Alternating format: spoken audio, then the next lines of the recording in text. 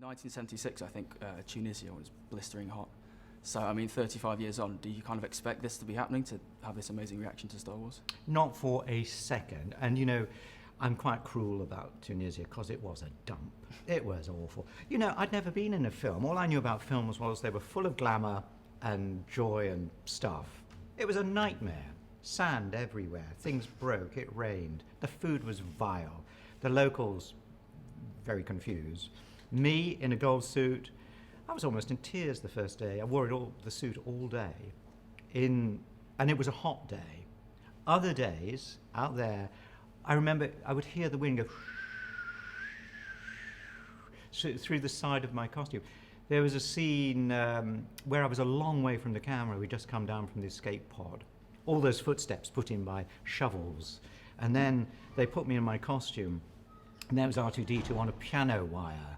And the camera was way, way away. And I was thinking, God, this is awful. This is no way to earn a living. Struggled up the hill and all that kind of thing. And around me, the crew were in Parker jackets and goggles. And I'm just wearing, you know, little underclothes, little cotton, you know, leotard and tarts. And leotard and tart. I could say that. Leotard and tart. It's called a spoonerism. Brilliant. It was a pretty bad experience, frankly. But, you know, months and months later, a year later, it all came worthwhile because Star Wars opened. And from then, of course, the world took it over. And people use the word fan, I was saying earlier, in a rather derogatory way. I don't. Not crazy people in any field, you know, crazy football fans, crazy whatever.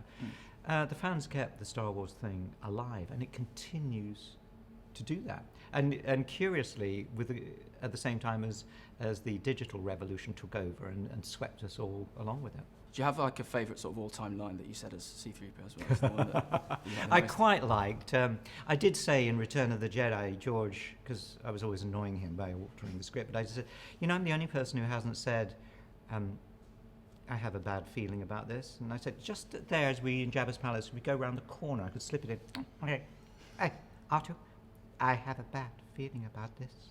Because it's one of those lines, but my favourite line really is very, very short, and it sums up his personality and his view on life. We're doomed. Poor guy. Look, you see, you've got this really sweet face, and when he says, we're doomed, it's pretty tragic, isn't it? He's basically a tragic character. I don't think I've ever said that before. But he's a tragedian. There's sort of one kind of rogue Star Wars element, which is the Star Wars Holiday Special. I wonder, what would... Can we cut tape? Cut tape now. This is not allowed. You promised. Nobody is allowed to mention this. Oh, really? Have you seen it? If I said it to... I've not seen it. If I said that to George Lucas, what would his face be like? I think he'd leave the room. Oh, really? I was in it. I was there with the glowing globes and the Wookiees carrying them. Scary moment. They were treading on the little pea lights in the black velvet flooring. It was quite weird. Carrie singing a cappella, very strange. I think it was, what was it?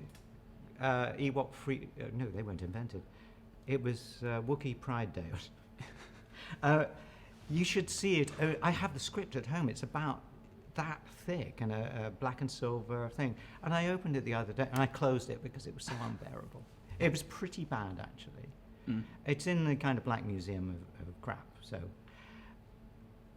I don't think it will ever escape. So buy a pirated copy of, because you ain't going to get it from Lucasfilm. Yeah, it's on YouTube, I think, somewhere. Yeah. But you will die if you watch it. There's a special thing in the digital.